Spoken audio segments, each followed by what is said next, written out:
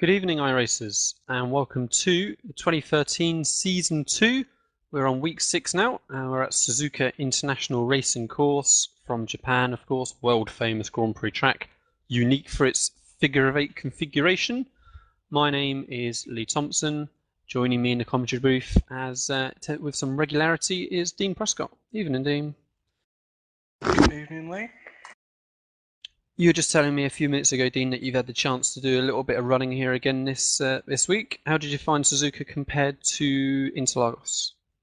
It's actually the only two tracks that I've ever driven the car, so improvement. But I've literally just been driving for about 30 minutes or so not too bad. Yeah, a bit more grip here at least. Right, so to show us the track then, and what we've got to deal with today at Suzuka, we have another track guide very kindly provided by Foresa iRacing, so enjoy.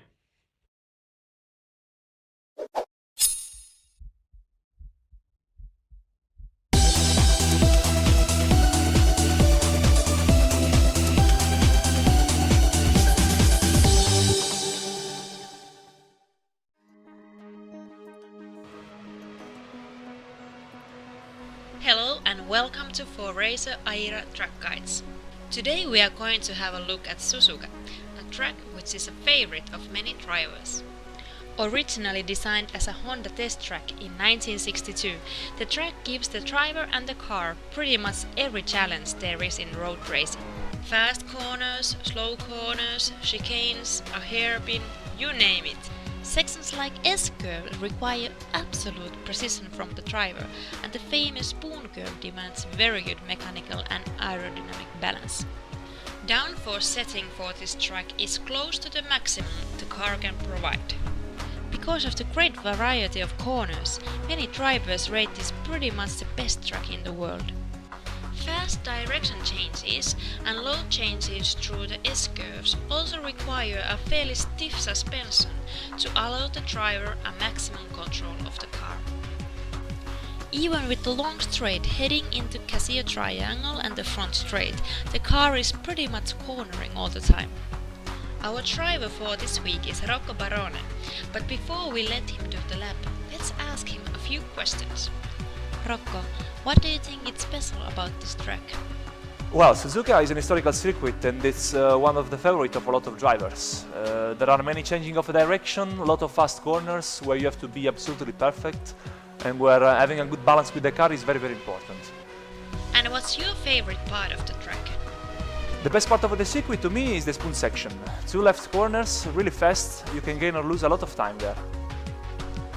Now let's see how a 30.8 is done at Suzuka. Hi guys, I'm Rocco Barone and this is my lap around Suzuka. Pushing up to turn 1 and turn 2, very very important to have a good line, braking deep third gear, stay close to the curb on the inside, got a pretty good exit here, you can use the cab a little bit. Then we start a flowing combination of 5 corners. You have to be really kind and precise with the throttle and the steering input because the car is really unstable. Dollop cool flat out with 5th gear here. Then pushing up to turn 8 and turn 9. A double right-hander, very very fast. Be careful to not touch the cab on the inside. Use as much track as you can, then a short acceleration before the slowest corner of the circuit. Very heavy braking here. First gear corner. Looking for a good exit. Very very easy to overslip the rear tires. And then pushing up to the spoon section. Double left-hander, very very important to get it right. Crucial to find the perfect line. A lot of understeer, especially exciting in turn 14. Looking for a good exit. Not the best apex here, I would like to do it better. Among away, flat out through the longest straight of the circuit. A little left corner, completely full throttle. Before the Casio Triangle. Braking 100 meters before the chicane. Jump over the cab on the inside and use a bit of the second curb. Then last acceleration, really tricky, easy to spin opening the throttle here, and then down to the finish line straight. And this is the end of my lap. I hope you like it and see you on track. Bye bye.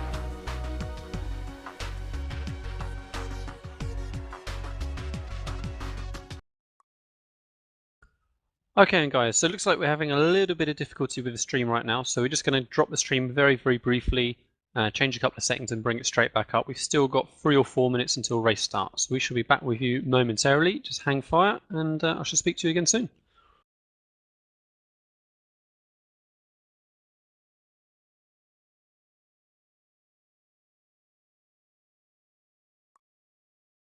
Okay, so welcome back, iRacers. Sorry for the little bit of downtime there. We have just under 2 minutes left until race start at Suzuka International Racing Course. That will give me just about time to run us through the grid. We've got 21 runners on the starting grid. Paolo Moya's got the overall pole position for an A-class driver this week, and he's on pole here for our strength of field race for 1:31.281. Tommy Nielsen in second, Robin Friskops third, Mikko Meriluto in fourth, Michel Mancusi in fifth, Jan Zalowski sixth, Ariel Bernardi in seventh, Jorge Montanez in eighth, Ryusuke Iwasaki in ninth, Christian Tanahato in 10th, Paolo Accurso 11th, Mohamed Patel 12th, Yunus Nikarin in 13th, Richard Avery 14th, Michael Goman 15th. He's a little way down in the grid as Michael Goman. We normally see him a bit further up to the front there.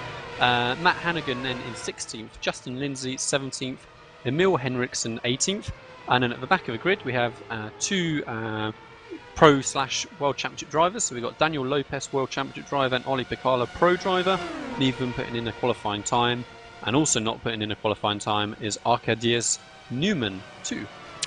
So that's our grid. As I said, full field really, and we've got a lot of the big contenders here for our top 10 Road to Pro, Dean. Yeah, I was in that practice. I actually was racing against Michael. He seems to be struggling a little bit, but definitely let him pass. Lots of injuries time, so. Goman we know is very, very quick at the rest of the circuits, so if he can get a clean start to the race, hopefully he'll be progressing forward. We've only had so far one split race this week. Of course, we're one race early with our broadcast this week anyway, but Paolo Moya won that split race, so he's going to be the highest point scorer so far for the week, and he'll be looking to make that 2 on the trot.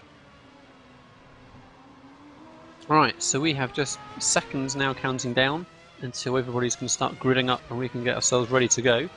It's a decent length of run down from the start line down to turn 1 and turn 2, so hopefully it would give everybody time just to shuffle themselves out, but then it's very, very quick into turn 1, breaking into turn 2.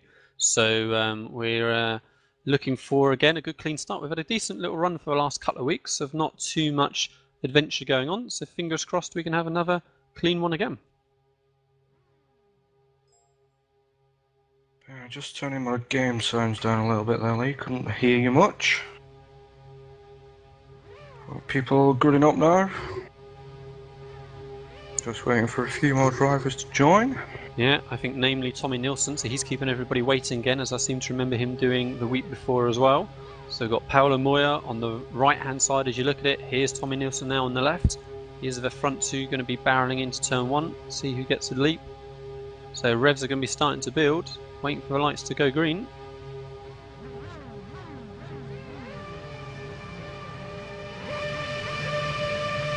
And here we go, we're away. It's a green flag. Good start from the first couple of runners. Tommy Nielsen, oh, lots of carnage in the background as cars spin up, but looks like Tommy Nielsen just got bogged down a little bit. He's under pressure now from Robin Friskops, but Paolo Moya in front is well away. Tommy Nielsen's just about held onto that position with Friskops just behind, then Michel Mancusi, then Ariel Bernardi.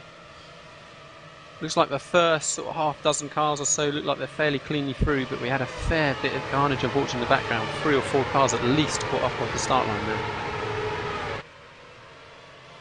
I think it was just a 3 actually. Oli Bakar was one of them, but managed to save it. So Yeah. Ali's now on the charge again, as we often see. Sorry, Dean. It doesn't look like it's broken the grid up too much, at least. So Paolo Moya's bolted already with Tommy Nielsen getting that little bit of a poor getaway. But otherwise, everybody else is pretty much line astern as they come in. Or a little bit of contact in the hairpin. So that's Jan Zalowski getting collected from Ryusuke Iwasaki, just getting a little bit hot coming into the hairpin there. Paolo Accurso having to defend from Yunus Nikarin a little bit further back as well, as Yunus tries to perform his normal miracles of improving his poor grid position compared to his race pace. Contact, Michael Gorman again. Please tell me he's fine. His car looks perfectly normal, but he was definitely upside down at some point. Yeah, looks like not a great week for Marco Goman then as the lead cars come onto the start-finish line now. So we've got Paolo Moya P1, we have Tommy Nilsson P2, Robin Friskets third, Michel Mancusi in fourth, Ariel Bernardi in fifth, Iwasaki and Jan Zalowski side by side looking for sixth and seventh. Let's stick with them for a moment. So Zalowski's got the inside as they head into turn one. Is Iwasaki going to try and break late and deep? Oh, so close between the two of them as they enter turn one. Looks like Iwasaki just moved over a little bit too early. Now he's going to lose a position perhaps to Nikurin behind, but just about holds on for now. So that puts Jan Zalowski into sixth, then Iwasaki in seventh, Yunus Nikurin in eighth, Paolo Kurz in ninth, and rounding out the top 10 for now is Christian Tanahato. Yeah, just behind you got Mohammed, sorry. Another guy who's appeared out of nowhere really. Definitely improved. Looks to the inside of Degna 2. Yeah, very, very tough place trying to overtake into Degna 2 there. Fast entry into Degna 1. Jan? Looks like Jan's had a little bit of a spin. So his bright yellow car in the corner of my eye, definitely he's had a spin.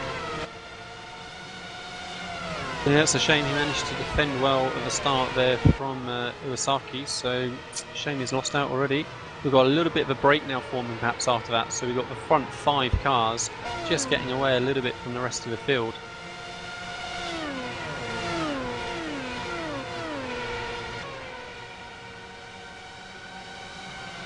Yeah, so Jan Zalowski's lost out quite a few positions there then, so he's dropped back 5 further places or so.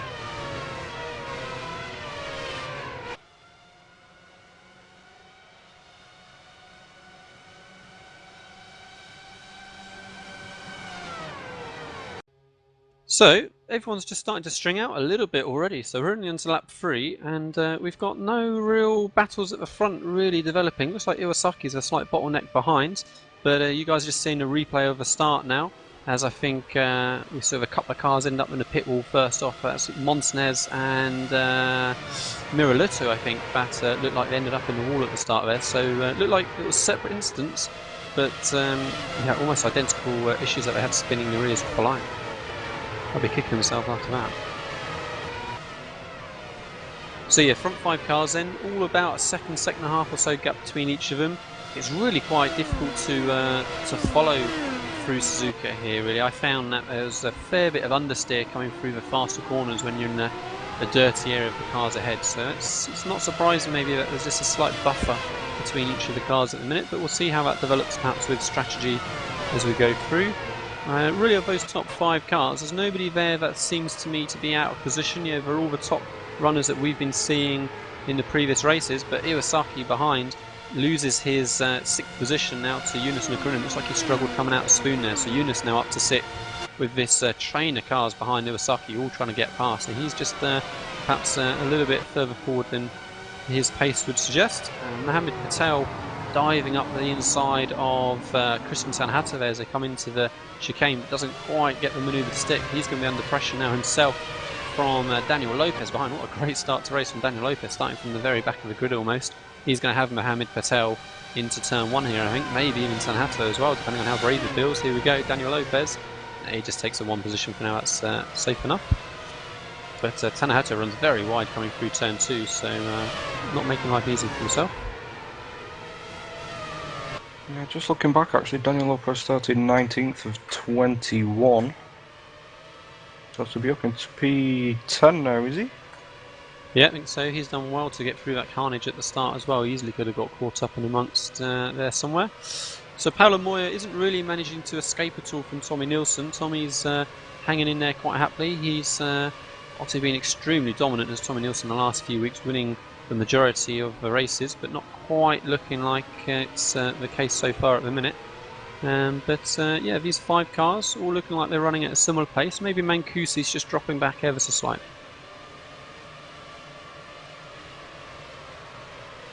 So our next potential battle that I would expect to see then is going to be between Iwasaki and Paolo Accurso, as we've just seen Iwasaki struggling a little bit, maybe with a slight bit of damage possibly from the start of the race when he just went into the back of Jan Zalowski.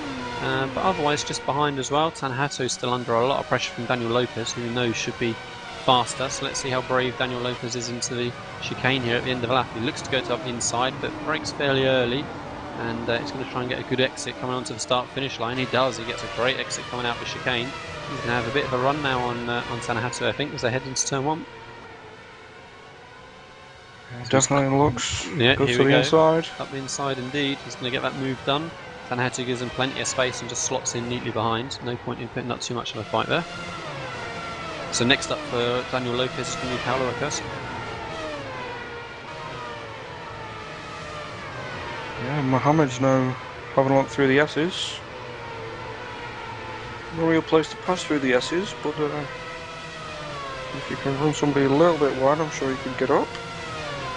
We're going to go into the Degnas. Careful not to hit the inside curve. Actually, I found that a few times in that practice. Yeah, especially Degna 1. Yeah, it's a vicious inside curve in Degna 1 there. And here we go. Mohamed Patel looking to go up the inside of Christian Tanahatu in the hairpin there. They're going to be side by side coming out, whilst in the background Jan Zalowski has another spin. Yeah, yet again. Looks like Mohamed's just lost out a little bit coming out of the hairpin there, even though he was alongside initially. But yeah, that curb on Degna 1, you're right, you've got to not hit that curb on the right, otherwise it just throws the car, gets it bouncing around all over places. Patel now has a great run again as they're heading towards 130R. He's got the inside line as well, so this move should be done. And again, Tanahatu just wisely slots in neatly behind. Patel already had the move that's secured, so that's Patel up into P9 now. No, P10, sorry. But meanwhile, Daniel Lopez has definitely put the move on. Very close behind Paulo now. So everybody today should be running on a one-stop strategy, so that's typically been our norm so far from the season. We're going to be looking at people pitting onwards from lap 20, so probably getting on to lap 25, even lap 26. And we're tending to see people get almost 2/3 of the way through the race, perhaps before making that first pit stop. So we'll see how any little variety shapes the strategy.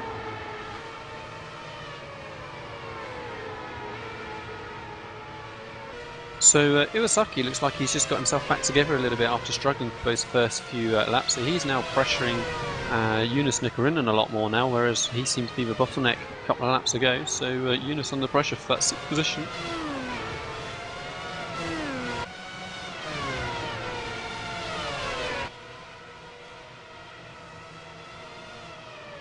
So I think Tommy Nilsson maybe has made a little bit of an error on that last lap. He's dropped quite considerably back from Paulo Moya now in first position, and he's under pressure from Robin Friscops as they head into the chicane at the end of the lap into the bus stop. So I just missed that off the stream, I think. But yeah, Tommy Nilsson having a little bit of a scruffy lap maybe. What's his lap time going to be? So on that previous lap for Paulo Moya, his lap time's a 1:33.4. And for Tommy Nilsson, he's got a 1:34.7, so yeah, 1.3 seconds slower that lap. And he runs wide in turn 1 as well, just Tommy Nilsson. So Tommy's not having his perfection looking race like we've seen the last few weeks at the minute.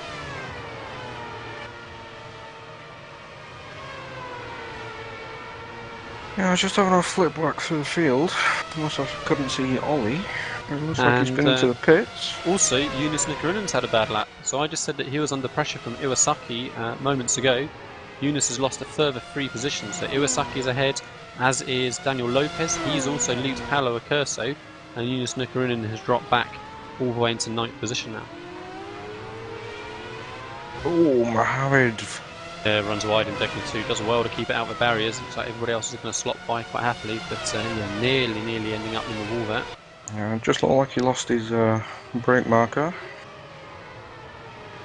Maybe caught off guard with Jonas braking a little bit early. The other common thing in there is just running a little bit wide coming out of Degna 1 and ending up on those outside curves, and actually you just can't get it slowed down enough, so perhaps that's was part of the issue as well, maybe.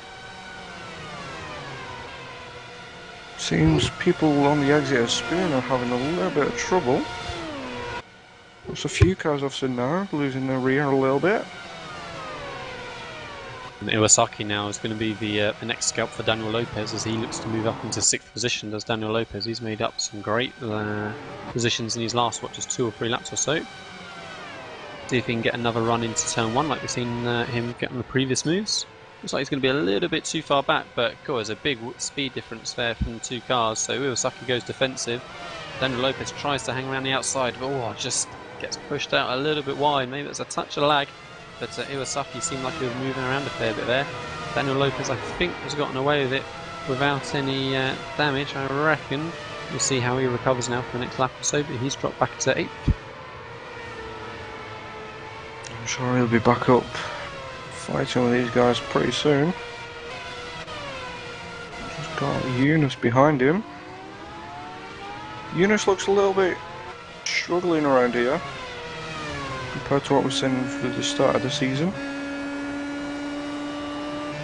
Yeah, he just puts himself at a disadvantage, I think, for most races, just with his starting position, with his grid position, so it makes it tougher. But yeah, this is a technical track. Also, it's one of the favourites, really, of the drivers, not just in this series, but in the real-life F1 series as well. You know, it's very, very fast, and you've got these several sections, like at Spoon Curve here, where you have to really reduce your speed as you're turning as well, and the rear is wanting to just get away from you. So it's a challenging circuit to drive with a good bit of variety. I remember that the reason this configuration was chosen by Honda, the owner of the circuit, was because it supposedly had all types of corners for them to use as a test track. So it really does give an overall challenge for the cars and for the drivers. Just looking a little bit further back, we've got Jan looking up the inside. Into the final chicane, gets it done. So that's Jan now back on the move again. A little bit squirrely coming around the final corner. Car always seems to want to step out from you as it drops away the track. Jan's got some plenty. Oh, sideways into turn 2. Caps it though. Still holds on to 12th position. And we have Richard behind, who picked up on our commentary actually last week, Lee. Yeah, indeed. Richard Avery. Right, so Paolo Curso defending hard from Daniel Lopez, looking to make up those positions that he lost with a little bit of slight contact maybe in turn 1 a minute ago. So Daniel Lopez is going to look to try and get the inside of Spoon here. I think he's going to have to back out of it a little bit maybe. Paolo Curso holds that position, gives him a little bit of space, but Lopez can't quite keep the momentum. Lopez should get a decent run coming out of Spoon, but he had a little bit of a twitch over the curb there, so that's going to just help hurt him a little bit. Again, we'll see how much of a top speed difference there is between these two cars. We've seen Lopez being quicker than the cars around him before, and he has gained again in the slipstream there. And he does a much better job of straightening up the chicane, does Daniel Lopez, so he's going to get a much better drive coming out of that corner. He's almost going to be alongside before they even get onto the straight there. Or a little bit late from Paolo defending. Squeezes Daniel Lopez quite late against the pit wall as all 3 cars getting caught up now. Iwasaki had a bad exit out of the chicane, it looks like, and runs wide as well through turn 2. So a little bit of a bottleneck again now behind Iwasaki, and Lopez is going to have to be wary after the contact that he's already had trying to get past once before. And that's just brought Jan into this. Not Jan, sorry, Eunice. Started to drop off the back of this little battle, but he's soon caught back up. And again, just in the background, Christiansen and Mohammed still battling hard.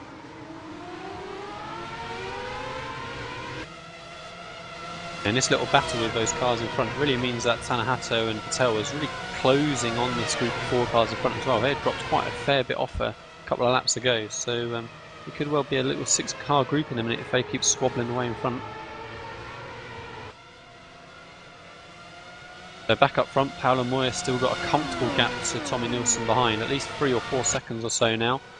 Tommy Nilsson just breaching the gap a little bit on Robin Friscott's behind, with Mancusi and then Bernardi still the top 5 cars.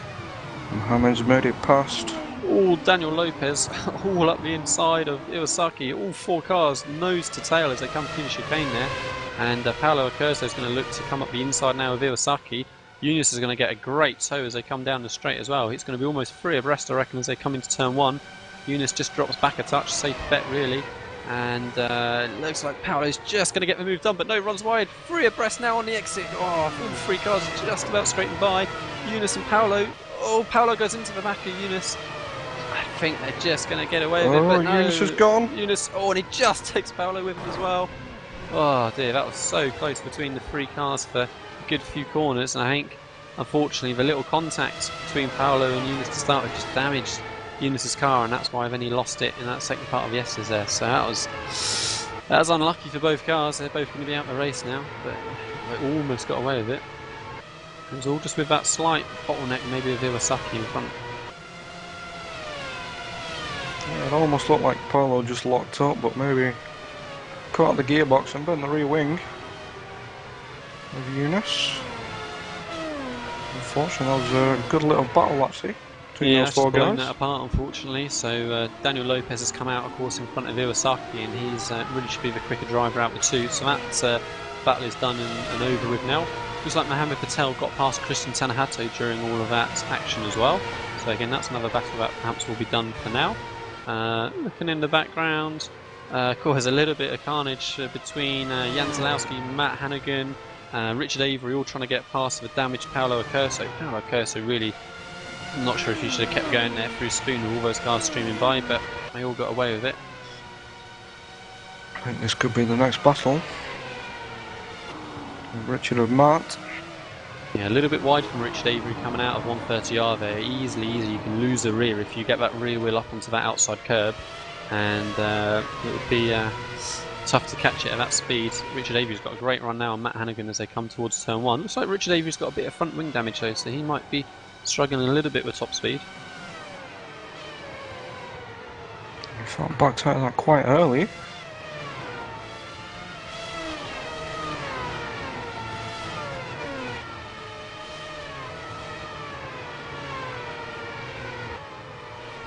It's actually good to see little battles though throughout the field.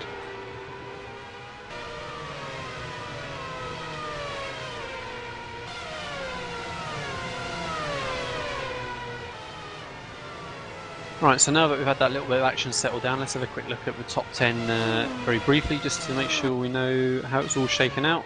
Paolo Moya still P1, still building this gap over Tommy Nilsson in front, running pretty similar lap times. So on this last lap, it was a 33 dead from Paolo Moya, and from Tommy Nilsson, it was also a 33 dead. Both got a 33.005, so to a thousandth of a second, identical lap times from Paolo Moya and Tommy Nilsson there, but nonetheless, there's a 3-4 second gap between them. Robin Friscops then P3, Mancusi 4, Bernardi in 5. We're then looking at Daniel Lopez, already broken a big gap on Iwasaki behind in 7th. Then we're looking at Patel 8th, Tanahato 9th, and 10th place currently is Emil Henriksen, a name that we haven't really come across before, I think, in our strength and field races particularly. Currently running in the top 10, great job by him. So I think Jan Zalowski is struggling with damage, as well as Matt Hannigan. They're both just trying to get the cars round to the end of the race, really, I think, at the minute. Yeah, looks like front and rear damage actually for Jan.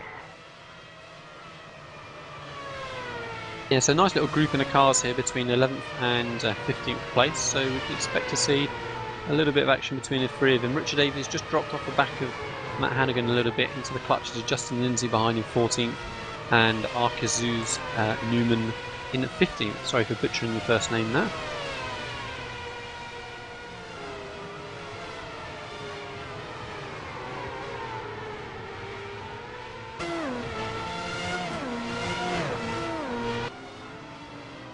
Yeah, Justin, again we see him week in, week out.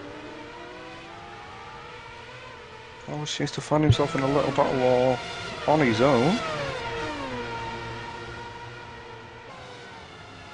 So just having a look at anyone who is missing from the runners at the minute. Actually, we've not done too bad. So we're on lap 13, and we've currently got 4 people out with, I think, Ollie Picala limping around, I think, with a damaged car as well. So Ollie Picala limping around slightly in 16th. Paolo Accurso and Yunus Nakunin, we know, are out from 2 laps ago.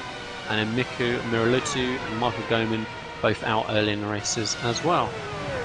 That's weird that we had 21 starters, but my screen is only showing 20 classified. So I think also somewhere missing is Jorge Montanez, so I'm not sure why he's not showing on my screen now.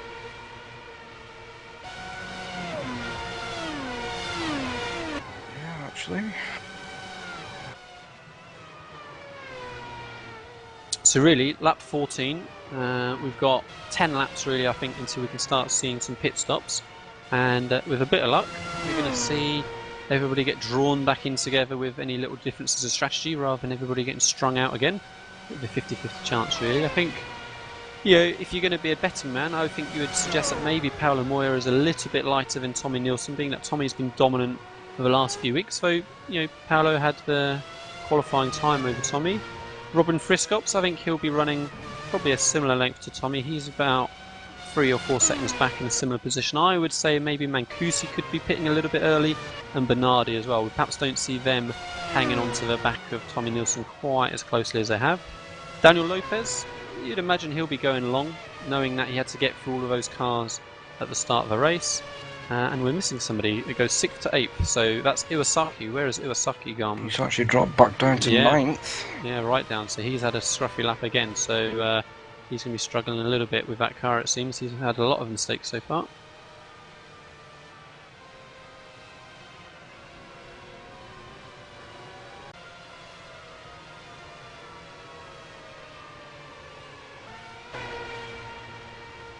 It's definitely a more demanding track this compared to last week at Interlagos. Yeah, they're both pretty technical tracks, but very different. Interlagos had that massive slow section all the way through the mid of the lap, if you like. But you're right, Suzuka is very, very technical, and it's good fun. You know, once you get into a bit of a rhythm, it does keep going. I'm just seeing where on the replay in the stream there where Iwasaki lost his position, so it was coming through the hairpin. It looks like he just got up on the inside curb of the hairpin, and that just meant the rear tyres spun him straight round. This probably explains why he just took that one more towards the middle of the circuit, staying away from the inside. So let's have a quick look at the consistency of the lap times again. Paolo Moya as he crosses the start-finish line, 33.0. A little bit of a poor lap from him. He was just a couple of tenths quicker than that the previous lap. And that means Tommy Nielsen's gained half a second in that lap, 32.5 from Tommy Nielsen. So just a small mistake somewhere on the lap from Paolo Moya. Robin Friscops is running at 33.5, so 1 whole second slower than Tommy Nielsen on that last lap. 33 dead for Mancusi, 33.1 for Bernardi.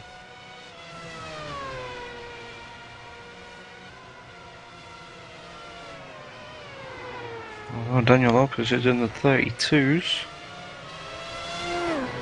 Yeah, low 32, so fastest car on track that last lap round. Looks like we've lost Matt Hannigan as well somewhere. I think perhaps he got caught up with maybe Oli Picala as they were coming by perhaps. Oh, Daniel Lopez just about saves it coming out of Degner 2. He almost ended up in the wall, so Daniel Lopez pushing hard. I said he was the fastest car on track last time round. Very, very lucky to keep it together there.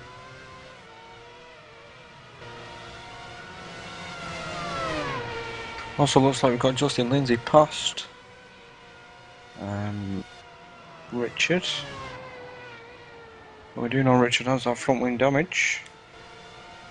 Yeah, and Justin's next target is going to be Jan Zalowski, who's also suffering a lot of damage, as you spotted earlier on, Dean.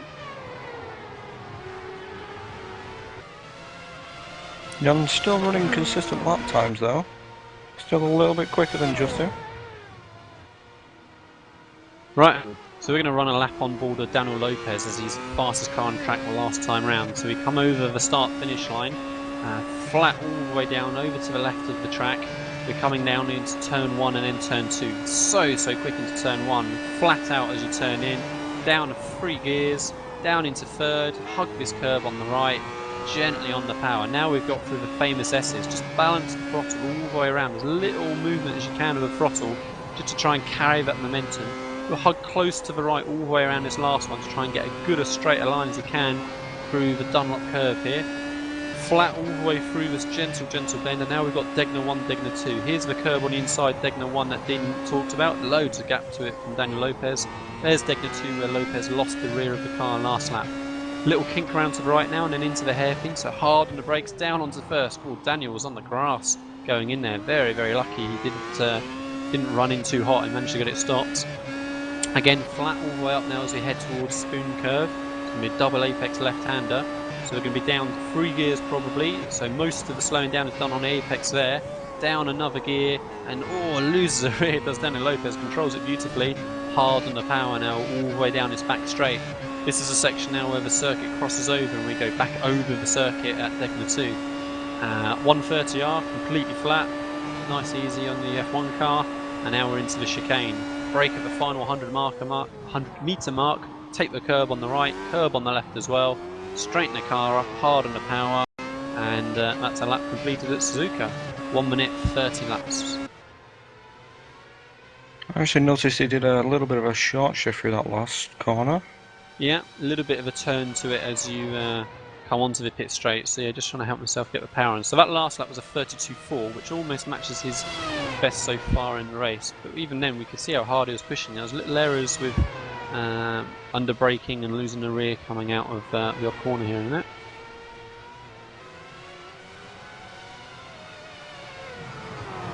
So yeah, he's running almost a second quicker than the cars in front of him, Bernardi being the next one up. There's about 10-second gap or so between them, so if Lopez is running a little bit longer, that will easily make up a couple of seconds as he runs with a lighter car for a couple of laps as well. And if he keeps running a second a lap quicker up to when they do pit, well, he could be right in amongst Mancuso and Bernardi by the time pit stops finish up.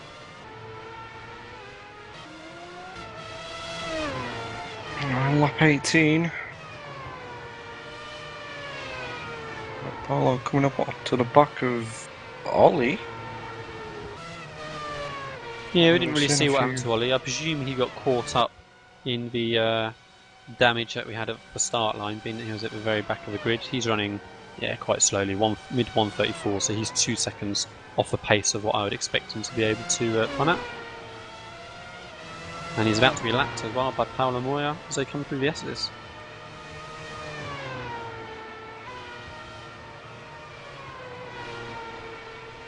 Seems like the guys just in front of Daniel have just picked up the pace a little bit. All running in the 32s until we get to Tommy and Paulo, who are in the 33s. The pace just starting to even out a little bit more now. Yeah, the cars are getting lighter and lighter. So for some of those cars, I'd expect them maybe to be pitting within 5 laps. As I watched Bernardi struggle through Degner 2, misses the apex and runs wide, manages to hang on to the AstroTurf on the outside, thankfully. In fact, I've just noticed we got Matt, who's just joined our TeamSpeak.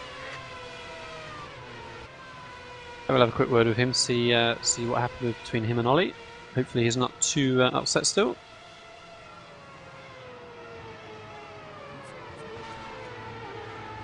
Hi Matt, we saw a little message in spectator chat, but unfortunately we missed it on our stream itself. What happened?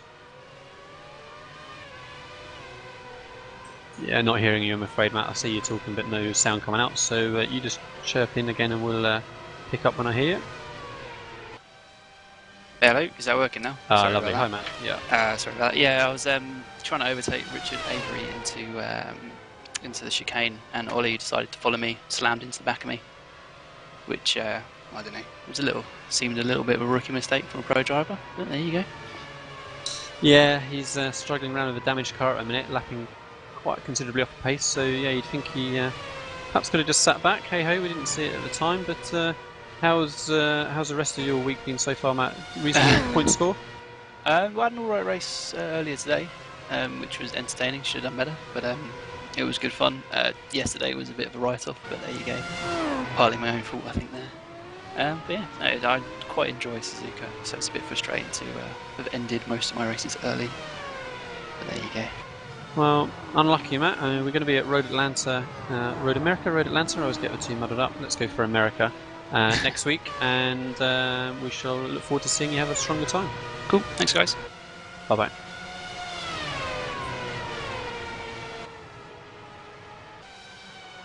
It's not actually been one of the best weeks for Matt. I noticed he was having a little bit of trouble earlier on in the week. Yeah, so Matt's been looking perhaps a little bit stronger in the last couple of races than we've seen him rest of the season. He had a good points haul a couple of weeks ago, I remember. So good luck to him for next week. Right, so on to lap 21. Still, going to be a few more laps before really I'd expect to see any, if many, people coming into the pits. Paolo Moya still keeping the gap to Tommy Nielsen behind. Less than half a tenth between the two of them last lap round. Robin Friskops is now pretty much matching the pace of the cars in front. Mancusi and Bernardi lapping maybe half a second off.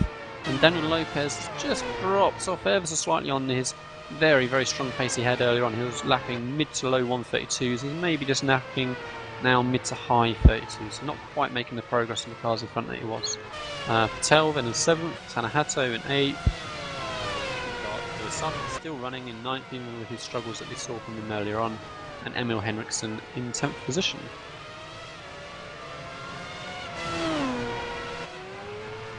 And actually looks like Jan Zalowski, even with his damage, is just gradually closing a little bit on Emil for that top 10 position, so he'll be perhaps somebody to keep a little bit of an eye on through the next few laps. And Richard Avery into the pits, and is Newman, so 13th and 14th place are the first cars that I've seen getting into the pits on lap 20, pretty much bang on halfway in the race, a little bit early really for what these lead cars tend to do that long first stint. We'll see who comes out top between the two of them. Richard Avery was the first in, maybe just overshot his pit box a little bit. I thought I saw him reverse slightly there. But no, Richard Avery gets away before Newman, so looks like they're going to hold their positions as they were.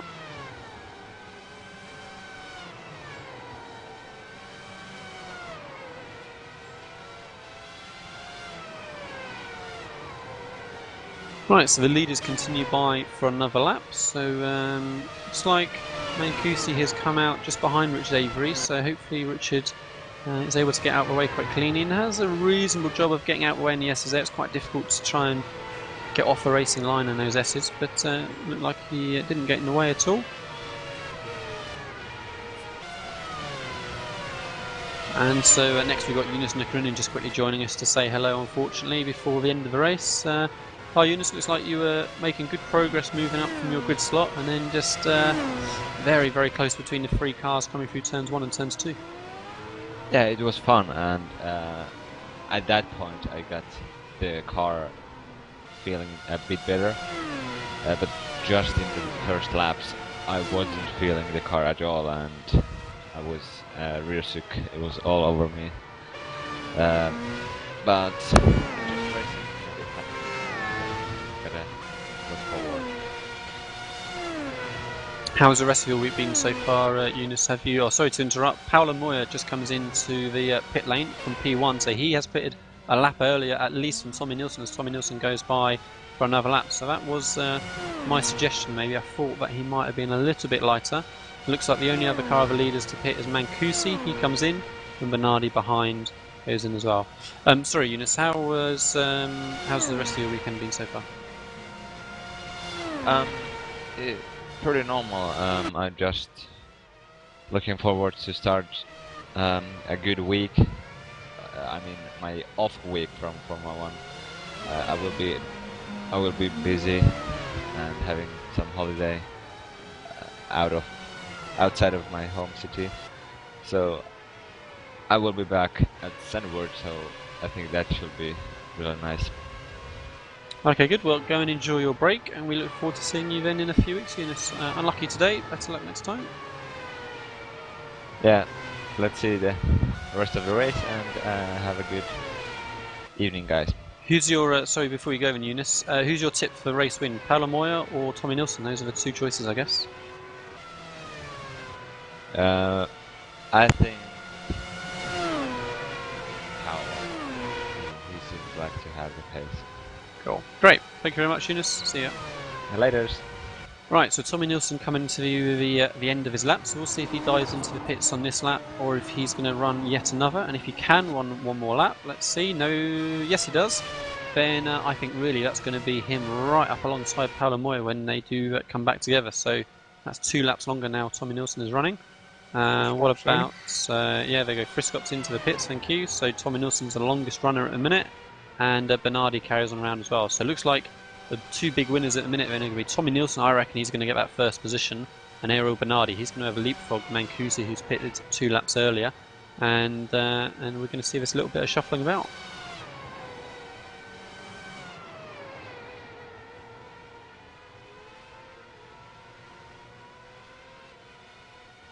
And so further back, Christian Tanahato comes into the pits now as well, followed by Iwasaki, so they've both come in the same lap for P8 and P9.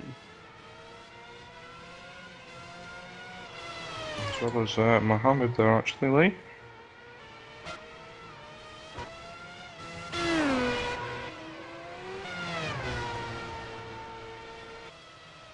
Yeah, so Paolo Moya, as I said at the beginning of the show, has got the big points already secured for this week, so he's really got nothing much to lose. Tommy Nilsson, though, hasn't scored any big points, I don't think, so he's got this big opportunity now to score more than 250 points and really secure his challenge for that top spot in the overall standings. Right, Tommy Nilsson comes into the final chicane again. Let's see if he dives into the pits this lap time by. And this time he does, so yeah, 2 extra laps on Tommy Nilsson, so it's really going to be about the entry, the exit to the pit lane. Looks like Tommy maybe was a little bit cautious going in there as to whether him or Paolo come out up in front. Ariel Bernardi carries on for yet another lap, so he's the longest runner of the top cars. Daniel Lopez is still going as well, he pits in this lap, so again he's going to have gained a little bit on those cars in front. Right, where's Paolo Moya? Paolo Moya is just coming into the chicane now, so he clatters over the inside curb and on the inside for the second part of the chicane as well. And Tommy Nilsson's still stationary at the pit box. Tommy Nilsson pulls away. Where's Paolo? Paolo's looking like he's lost a good couple of seconds. Yeah, he's going to be a couple of seconds back. So Tommy Nilsson's got that place done. He is into turn 1 and he's got a good second gap or so over Paolo Moya as Paolo runs in a little bit hot. So Tommy Nilsson, those extra 2 laps, that gained him 4.5 seconds or so. Job done. Let's not hold off on Paolo though. I do know he's got some great pace around here. Yeah, you're right. I think it's going to take a mistake from Tommy Nilsson for Paolo to get by. So Tommy Nilsson has got to just hit his marks, hit all the apexes, hit his braking points, and not succumb to that pressure on Paolo behind. Again, of course, as I said, Paolo's got nothing to lose. So if there's a sniff, then Paolo can maybe afford to take a risk and make that move, whereas Tommy Nilsson is going to at least want to secure the points for that second position. So Paolo can certainly afford to be aggressive.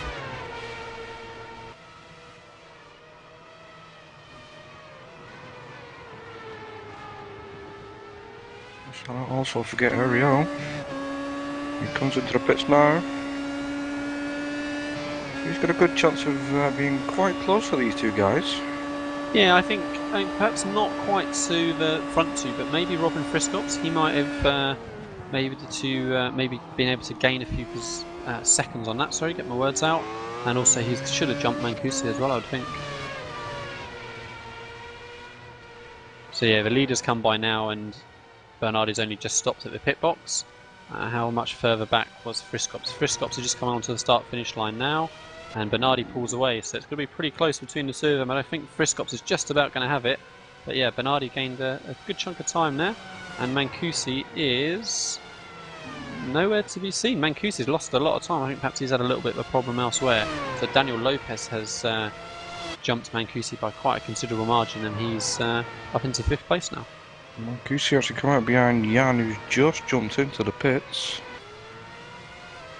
So Jan Mancusi up into 6th again.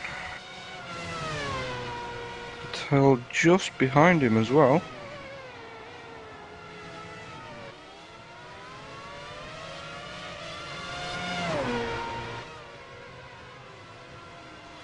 That seems to be it again now. Maybe a little battle will develop between the top 2 guys. Yeah, we've just seen the reason for Mancusi losing so much time. He got pit lane speeding, so he was held for an extra 15 seconds in his pit box. So I said about it looking like Tommy Nilsson maybe was a little bit cautious going in, but it's better that than running a bit hot and get a 15-second penalty. I actually managed to do the same thing last night as well, which was rather annoying, but yeah, so that's lost to Mancusi a big chunk of time. In fact, I did the same thing in a league hosted, which was a rather interesting experience, I must say. 4 different cars all racing on one class, which which is rather fun, needless to say. So Tommy Nilsson just bridging a little bit of space now to Paolo Moya behind, so it's tough for Paolo to follow too closely in that dirty air. So he's just dropped a second or so back now. Pretty similar lap times from the last time around, just a couple of attempts between them. So they just both need to stay on it, stay consistent. Robin Friscops in third, all on his own, nobody around him at all really. With then Ariel Bernardi in fourth, having made up that good chunk of time with his late pit stop. Daniel Lopez fifth, Michel Mancusi back in sixth, with Patel, his closest car, in seventh, Tanahato in eighth, and then in ninth I have got Iwasaki, I think, because Jan Zalowski must have made another error on that last lap, and he is down to 10th, so 9th for Iwasaki and 10th for Jan Zalowski.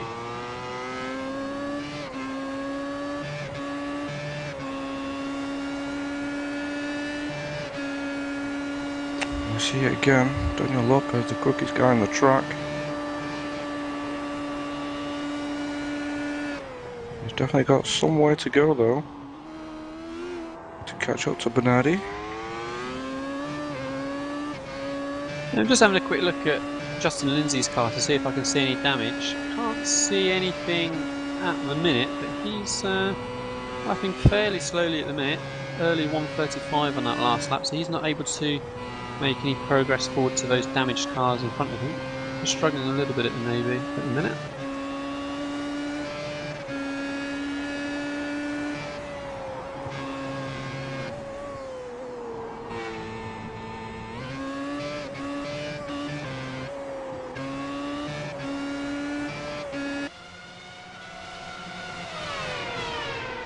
So, really, our main focus is going to be on whether Paolo Moya can make any kind of impression on Tommy Nilsson's lead. You know, there's still just a second gap or so between the two cars, both running, well, a high 32 for Tommy Nilsson that last lap and a low 33 for Paolo Moya, so Tommy Nilsson's just got the edge still at the minute. How does that compare with Daniel Lopez's lap time? Yeah, as you said, Dean, Daniel Lopez is still the quickest car on track, and he's actually catching very, very quickly to Ariel Bernardi in front, so that was a second quicker last time by. There's not much space between the two of them at all now, so give it a couple more laps and Lopez is going to be right there.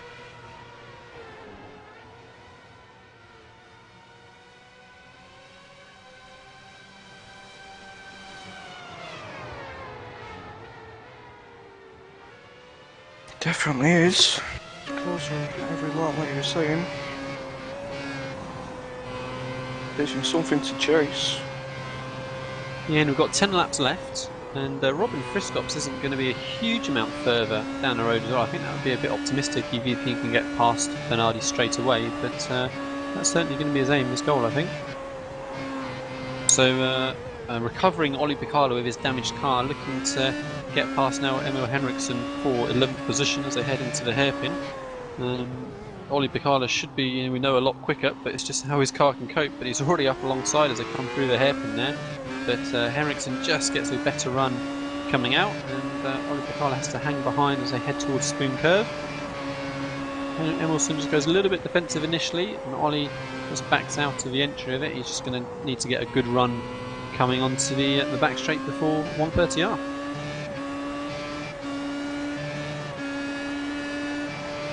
So already Ollie Piccardo right up to the gearbox now of Henriksen. He'll stay behind for the 130R. Is he going to have a sniff then going to chicane before the start-finish line?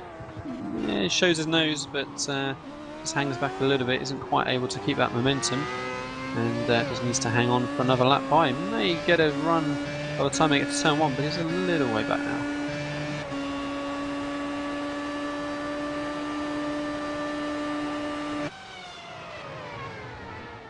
So it'll be interesting to see how Emil can cope with this pressure from behind. As I said, we've not really seen him a huge amount perhaps in our strength of field races before, so if he can just keep hitting his marks, then I think with that damaged car it's going to be maybe fairly tough for Ollie to progress any further forward. Otherwise, scanning through the rest of the field, every single other car is pretty well strung out. You know, we're just waiting for Daniel Lopez to catch up to the back of Ariel Bernardi. So Bernardi in 4th on that last lap did a 1:33.4. Whereas Lopez was again 1 second quicker with a 32.396. So yeah, another lap or so, and they're going to be right together. Ollie makes the move into the hairpin. Yeah, up the inside, gets it stuck. Emerald gives him plenty of space. And then coming looks back. like he's coming back though.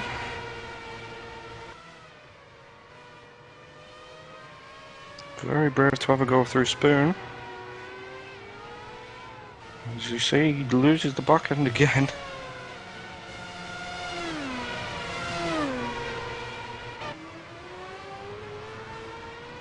Yeah, and so back up with leaders. Tommy Nilsson still got about a second or so buffer. Paolo Moya was just a couple of tenths quicker on that last lap. And they have in front of them a back marker coming up, so Richard Avery. So that's going to be an opportunity that Paolo's going to be hoping for, but maybe that will allow him a little bit of a run on Tommy Nilsson, see how it develops.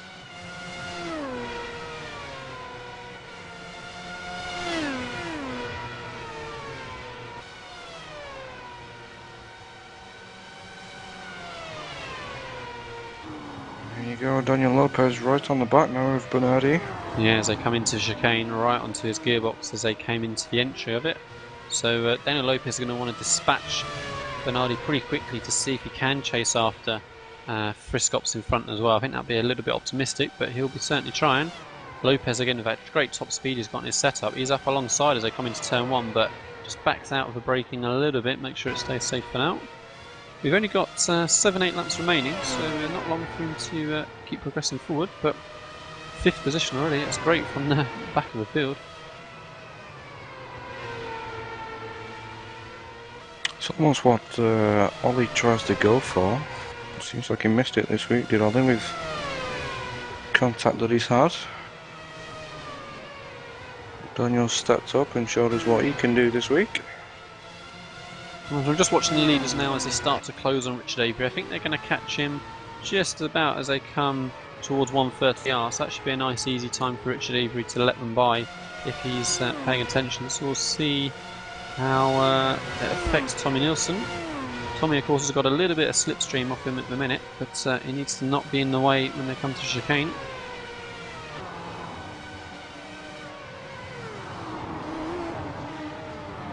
Looks like Lopez has just found that dirty air. How close he was, he's now dropped off quite a little bit. Yeah, so Richard Avery manages to get well out of the way of Tommy Nilsson, just slots between them, so no advantage really for Paolo. In fact, it looks like Paolo had maybe a little bit of a slower lap, 4 tenths slower than Tommy Nilsson that last lap, so he's dropped back to a second and a half or so.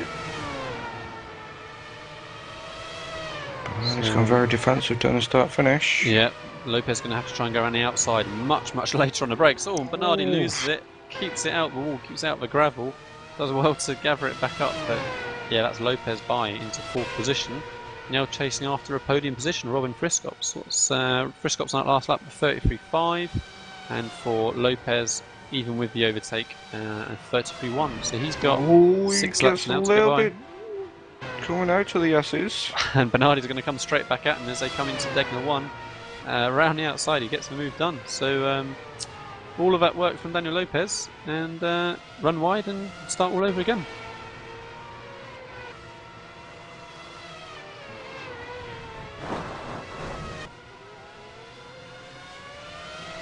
Just watching a replay on the stream, and yeah, just ran out of track as he came through Dunlop curve there. So yeah, 4th position I think is going to be as good as he's going to get now for Lopez. He's not going to be able to manage to catch up on Friscops as well. Tommy Nilsson looking very secure now in his 1st place. Good couple of second gaps of Paolo Moya behind in 2nd. Friscops, then Bernardi, then Lopez, then Kusi, and then we've got Patel in 7th, Tanahato 8th, Iwasaki still running in 9th, and Jens Lowski in that final 10th position.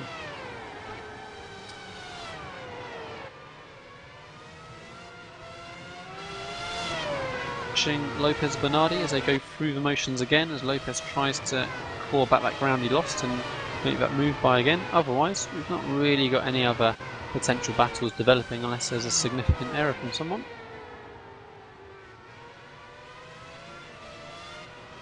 I did see the leaders coming up on back markers, so I'm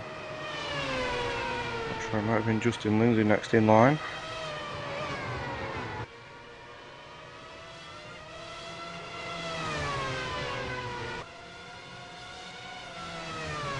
They've both made it past him.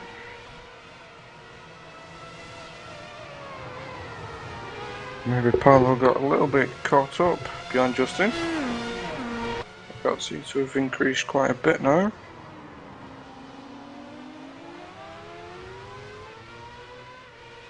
But definitely, Daniel Lopez is still trying to gain this 4th position, which he had at one point and then lost it out with the S's.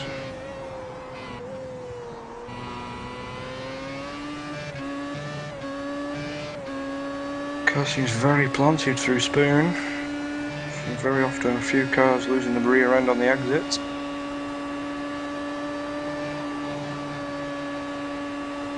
Yeah, Lopez right up behind on chicane, so Bernardi goes defensive her alongside. Lopez running a little bit hot, had to bail out of the corner, and has dropped back a couple of seconds again.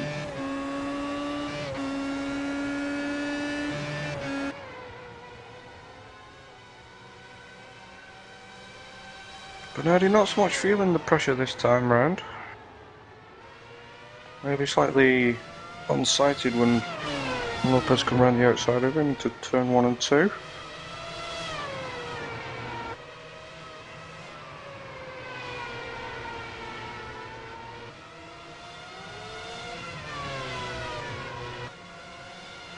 Just waiting now, final 5 laps.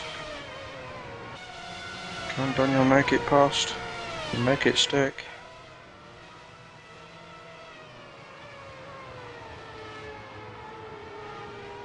And Lopez struggling again with the rear of the car as they come through the hairpin, but manages just to keep that little bit of momentum still.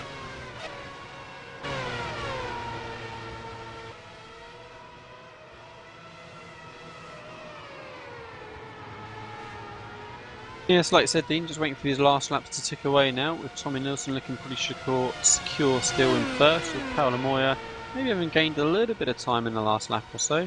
In second, Friscop's all on his own in third, and then just this battle for 4th position between Bernardi and Daniel Lopez.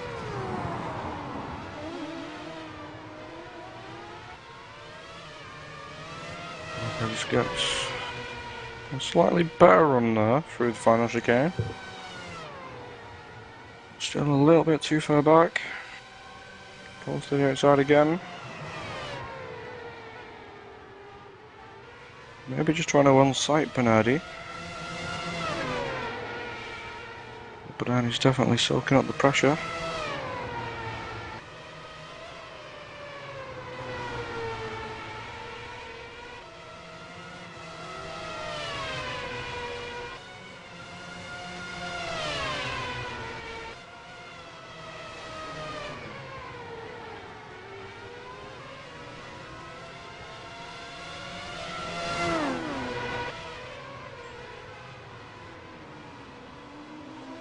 He runs a little bit wide through the hairpin. Yeah, Lopez struggles to get on the power though, so he tries to capitalise and just has a little bit of a wiggle himself, so has to back out of it briefly. So he's going to have to wait until they come to the chicane at the end of the lap now. So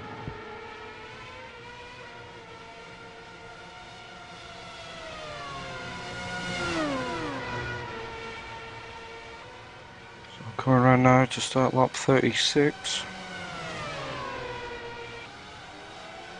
Looks to the outside this time, Lopez. Now goes for the cutback.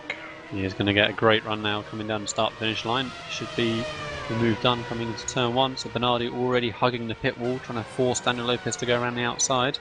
Here he comes, side by side now already as they come to turn 1. Lopez, we know, we can be late on the brakes, and Bernardi backs out of it, makes sure he can keep it under control this time. So again, Daniel Lopez up to 4th position. See if he can hold on to it this time.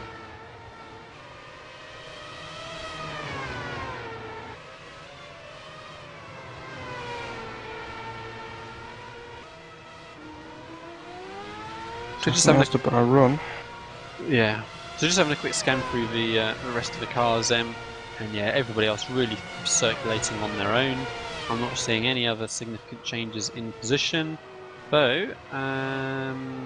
Yeah, no other significant changes that I don't think we've missed.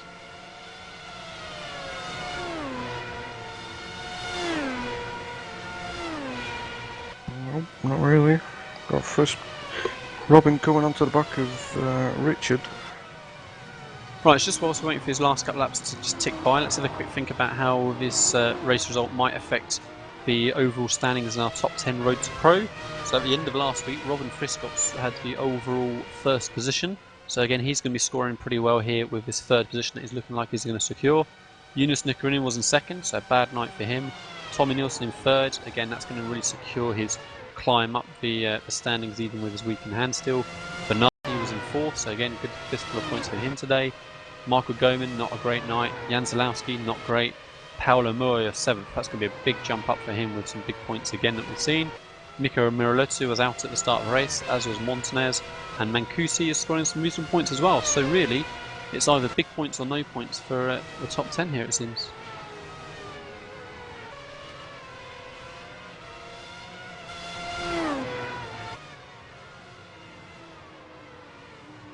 Alright, so the leaders are on their penultimate lap now, as Tommy Nielsen comes out with chicane with Paolo Moya, still just staying a second and a half behind. Last time by, there's just a few tenths between them. Tommy Nielsen 3 tenths quicker, just managing the gap.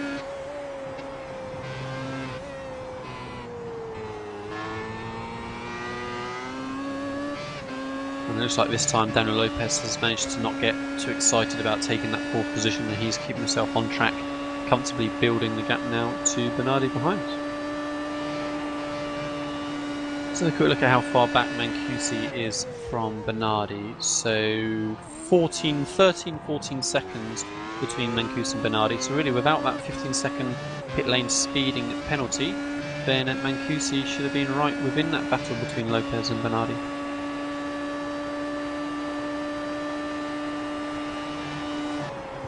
And I think on that last lap we've seen our first lap in the 31s from Daniel Lopez now that he's got some clear air again. So he did a 31.895 last time by.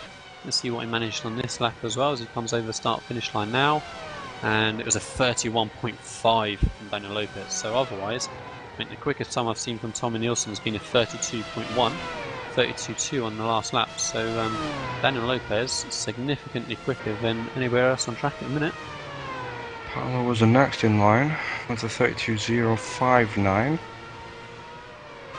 And Daniel Lopez then is very, very quickly catching Robin Friscops in front of him, but now they're onto the final lap, it was just too late. So if he hadn't have had that second attempt at needing to go past Bernardi after losing it the first time, he could well have gotten onto the podium. So Tommy Nielsen coming through Spoon Curve for the very final time, neat and tidy from both him and Paolo Moya behind. Just the chicane really, well 130R, which should be just a bit of a non-event, and just a chicane to go for the top two cars, and that's going to be their race result confirmed. Alright, so down in chicane, hard on the brakes, down into first gear for Tommy Nielsen, clips the curbs on both sides, nice and safe coming out, not too hard on the power, and comfortably crosses the start-finish line for his first win of the week. So one win for Tommy Nielsen, one win for Paolo Moya in the split races so far. Big points for the two of them. They are both going to be very, very happy with their week's work, I'm sure. But maybe not quite as dominant for Tommy Nielsen this week. Robin Friscops then does hold on to that third position with Daniel Lopez caught behind a couple of lapped cars in fourth. So yeah, from the back of the grid to fourth from Daniel Lopez. Fifth then was Ariel Bernardi. Sixth is going to be Michel Mancusi as he comes onto the start finish line now. Seventh is going to be Mohamed Patel. He comes through the chicane. And then eighth is going to be Christian Tanahato with just a chicane to go. Ninth, Iwasaki and Jan Zalowski in 10th, so they're still halfway around the lap.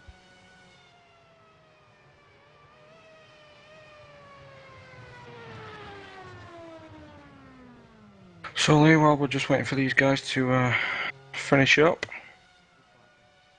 let's do something that we normally forget, our driver of the day. Yeah, I think looking at the podium, that's all as it should be really. You know, Tommy Nielsen, Paolo Moya and Robin Friscops are all cars that we see at the front. Though, having said that, you know, this has looked like a stronger week from Paolo than perhaps we typically see.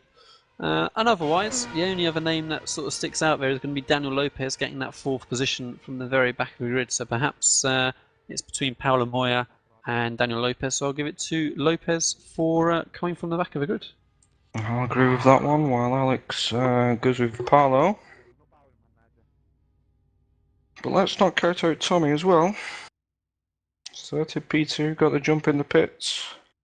Yep, strategy worked out perfectly, running that 2 laps longer. Gained him that, well, it must have been 4.5 seconds over Paolo Moya. So that was the only difference between them, really. They were lapping identical times the whole race, and it was just that fuel choice to make the difference. So I do believe we're gonna jump to a commercial break now, Lee, are we? Yeah, I think so. And then when we come back in a moment, we will be speaking to Tommy Nielsen, who's already waiting in the interview channel, and perhaps anybody else who joins in as well.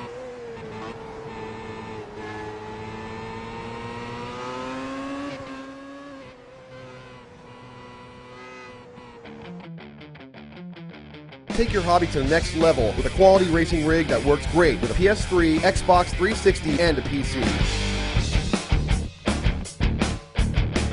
GT Omega Racing Simulator is compatible with a wide range of steering wheels including Logitech, Fanatec, Thrustmaster, and more.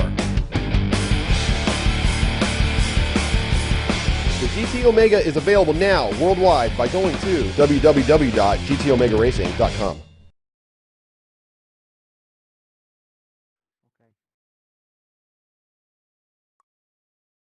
Okay, so let's drag up Tommy Nielsen then to listen to the race from his point of view. As we said, strategy was a great job from Tommy here this week. Good evening, Tommy.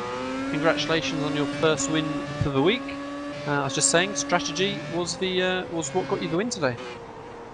Yeah, I really thought that he was going to pit 1 lap later, but I know it was going to be really tight when I exited the pits, so I was really happy when I got first position after the pit stop. Yeah, you gained a significant chunk of time, at least sort of 4 seconds. I think you were a good 2.5 seconds back at the start, and came out a good second or so in front. So that worked out beautifully for you. Off the start, it was pretty close between those top couple of cars, but a fairly clean first couple of laps all round. Yeah, I think I didn't do as good a start as I hoped I would do. So I was battling with Robin in the first turn, and then I had a little bit of lag on my computer, but so I made a little bit of mistake in sector 2 sometimes because I had like 35 FPS, but I think I'm gonna reinstall my computer. Yeah, pretty harsh at a circuit like Suzuka as well to be struggling with those frame rates. So just having a quick look then, Tommy, so you scored 265 points here in a strength field race. That's going to secure your climb up the standings quite nicely. How are you feeling about next week? Yeah, I feel really good about my points, but I don't think I'm gonna be racing next week because I'm graduating from school, so I will be partying from Wednesday to Saturday, so I think I'm gonna be pretty dead on Saturday and Sunday. So I don't know, I just gotta see how good I feel. Well, absolutely get your priorities right, Tommy, so well done on your graduation. Like I say, go and enjoy it for the rest of the week, and we'll perhaps see you in 2, 3, 4 weeks, depending on how much of a party that was. So well done again, Tommy, and we shall see you when we see you. Yeah, bye. Right, well, it looks like nobody else has come into the interview channel to join us. Not only that, but Dean has abandoned us already, so thank you, Dean, for your help today in the commentary booth. Just time then to say thank you to our sponsors as normal before we wrap up, and everybody goes off to watch the Canadian Grand Prix, which is going to be starting in what, an hour's time or so, I guess, isn't it? So, GT Omega Racing, overall sponsor for ARL TV, thank you very much for providing the assistance with our various broadcasts and activities that we provide.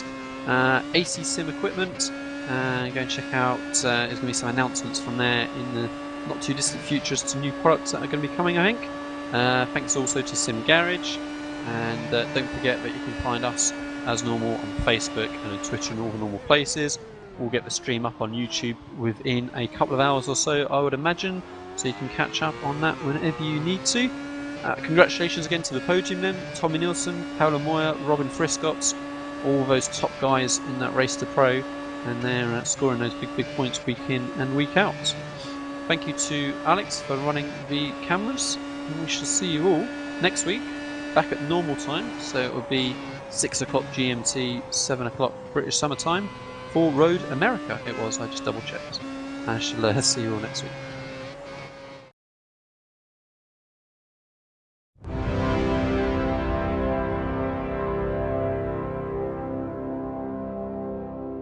Race fans, it's time for those most famous words in motorsports. Drivers, start your engines!